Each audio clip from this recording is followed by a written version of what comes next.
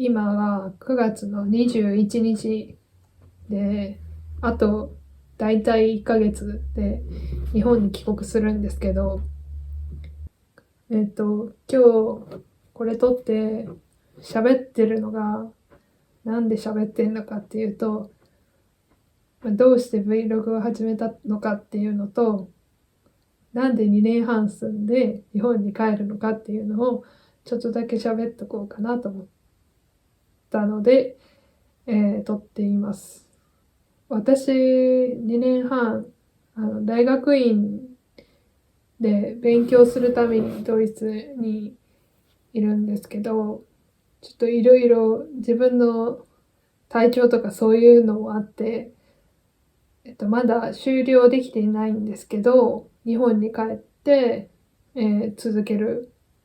研究のことを続けるっていう風になりました。で、なので、私の、学籍は、ドイツの大学にあるんですけど、まあ、そのまま日本に帰ると、本帰国するということです。で、まあ、それをきっかけにじゃないんですけど、まあ、Vlog を撮ってみたいなと思ったので、なんか始めてみました。まあ、気が向いたらやるので、定期的にやるわけではないです。毎週何曜日にとか、そういうのじゃなくて、私がやりたい時にやろうかなと思っています。それで、私が留学で何をしているのかっていうのはあんまり詳しくは話さないんですけど、その留学をするにあたって、何が必要だったかとか、どんな手続きをしたかとかね、出願は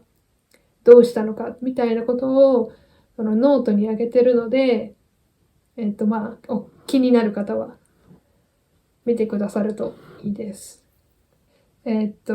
次の動画、次のシーンは多分、帰国する日、帰国する前日かな。空港がフランクフルトからなんですけど、そのフランクフルトに移動するっていう日の動画になると思います。それでは、次のシーンへ GO!